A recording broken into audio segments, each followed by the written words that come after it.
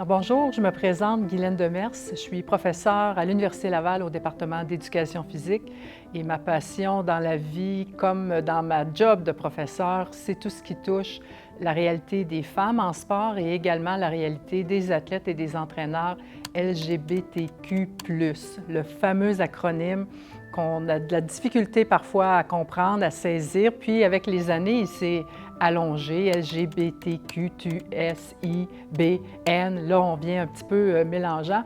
Alors, j'ai le goût de vous parler un petit peu pourquoi, encore en 2021, il est important qu'on parle de la diversité sexuelle et parce qu'on peut avoir l'impression, avec raison, qu'au Québec, on est bien, on est privilégié, on est dans une culture qui est ouverte à la diversité sexuelle.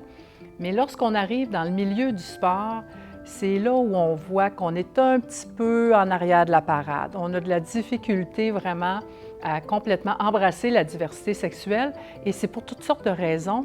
Mais la raison principale, c'est assurément parce qu'on ne connaît pas qu'est-ce que ça veut dire être un athlète gay, lesbienne, bisexuel, trans, non-binaire, bispirituel dans le contexte sportif. Alors, les dernières études que j'ai réalisées, en fait, nous montrent que oui, le milieu s'améliore, mais il y a encore un athlète qui est lesbienne, gay, bisexuel, un athlète sur deux qui ne divulgue pas son orientation sexuelle encore. Alors, le contexte sportif, on est un peu dans notre bulle. On essaie de créer des liens avec nos coéquipiers et parfois la peur du rejet peut faire en sorte que des athlètes vont préférer rester dans le placard plutôt que de perdre les liens qu'ils ont avec les coéquipiers et les coéquipières, alors qu'on sait que, qu'on soit en sport individuel ou collectif, quand on se ramasse notre gang, on a le goût de faire partie de la gang et on n'a pas le goût d'être exclu de ce réseau-là. Alors, l'important, en fait, je dirais, il faut en parler. Il ne faut pas faire comme si ce n'était pas là. Il ne faut surtout pas assumer que tout le monde est hétérosexuel autour de nous. Et déjà, juste avec les mots qu'on utilise, on peut faire une différence. Alors, c'est pour ça que la rencontre qu'on va organiser prochainement va vraiment nous permettre de démystifier plein de choses autour de la présence des athlètes LGBTQ+, mais aussi de façon très concrète, qu'est-ce que moi je peux faire comme entraîneur, comme administrateur, administratrice, comme coéquipier, coéquipière, parce qu'on a tous un rôle à jouer pour faire en sorte que le système sportif devienne vraiment plus inclusif à la diversité sexuelle.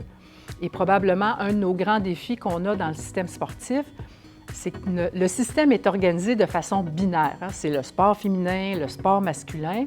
Et lorsqu'on arrive dans la zone des athlètes trans, des athlètes qui s'identifient comme non-binaires, bien là, c'est comme les colonnes du temple commencent à shaker, puis on ne sait pas comment gérer ça. Alors, c'est humain, c'est normal, on apprend.